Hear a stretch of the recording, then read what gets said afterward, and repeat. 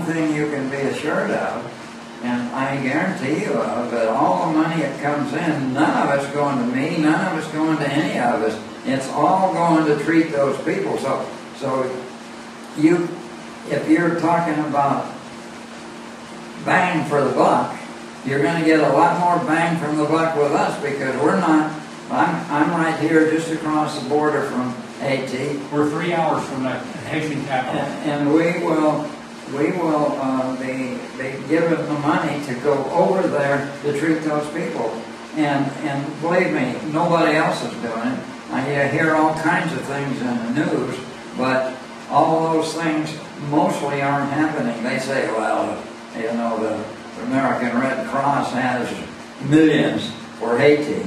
And they might have millions for Haiti, but you go across the border over there where the American Red Cross places are, and nothing is happening. They aren't treating anybody. They're not doing anything.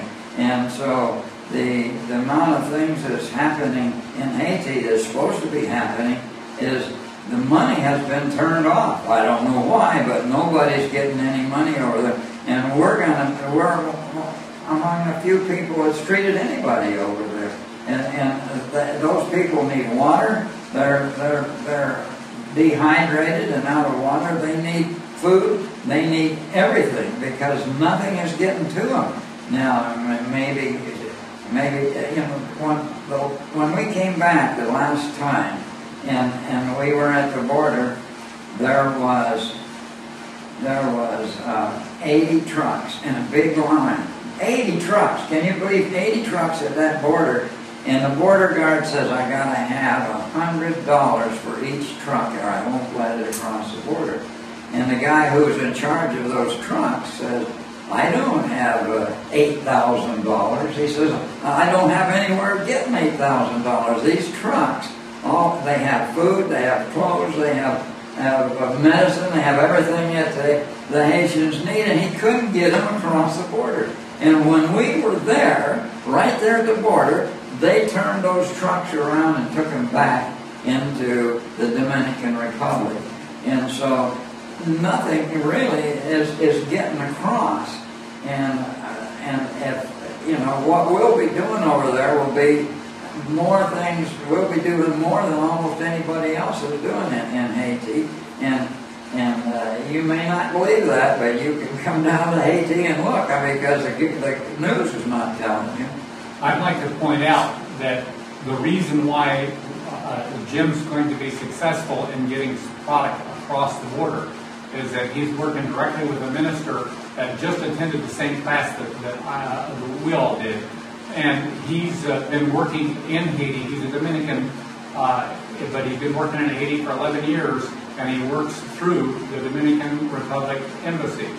And so he has permits that we can go back and forth with diplomatic immunity, so we'll be able to take stuff across, and they can't stop us. They can't have that problem like insisting that we pay a lot of money, because those guards over there go right to jail for messing with the diplomatic immunity of this minister.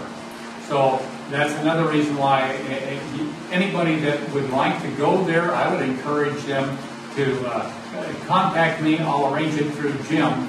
If you would like to come down and see for yourself, Jim's perfectly situated to work out groups to go down to see this firsthand for yourself. If you'd like to donate some cash that would help cover expenses, he and I are willing to put up the actual product for several thousand bottles. All we can afford, we will come up with, but we can't afford to do that and pay shipping. Okay, and there's one other point today, Monday, our group is going back over there one more time to treat a number of people and to introduce MMS to a group of ministers over there, and we hope to get those ministers to use an MMS too.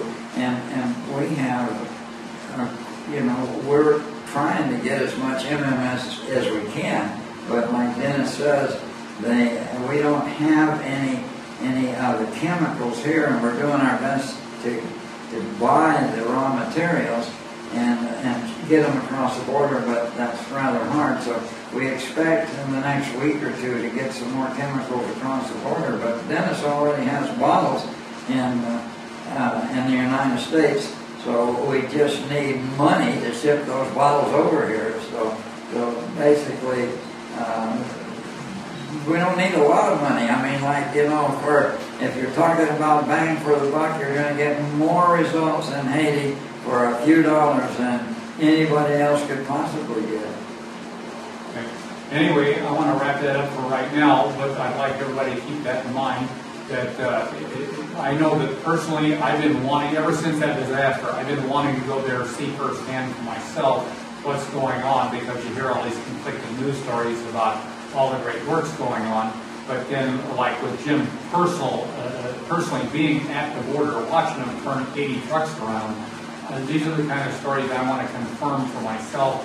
I want to follow up with additional videos, and I'm going to be leaving a camera with this minister that we'll hopefully be getting a report back once a week to where we'll be able to post on our website and on our blog and information about what's going on week by week with photographs and information right from the scene. And like I said too, my goal, and I'm sure Jim's as well, is once we get this thing going and operational, I'd like to be prepared so the next natural disaster around the world, we can be there within days instead of months. It's been probably 2 months, hasn't it, roughly, since this has happened, and we're just now, things are falling into place that will allow us this opportunity here. Well, thank you all for listening, and please take a look at some of the other web videos that we have on the American Mineral Supplement and Jim Humble and what he's doing and what we're doing together and what we will be doing together as a group. Because I firmly believe that we have the ability to change the world, and those that are invited to become a part of our group and work with us, I just feel comfortable that there's going to be thousands of people that's going to see how this is going to make sense, how we can make a difference.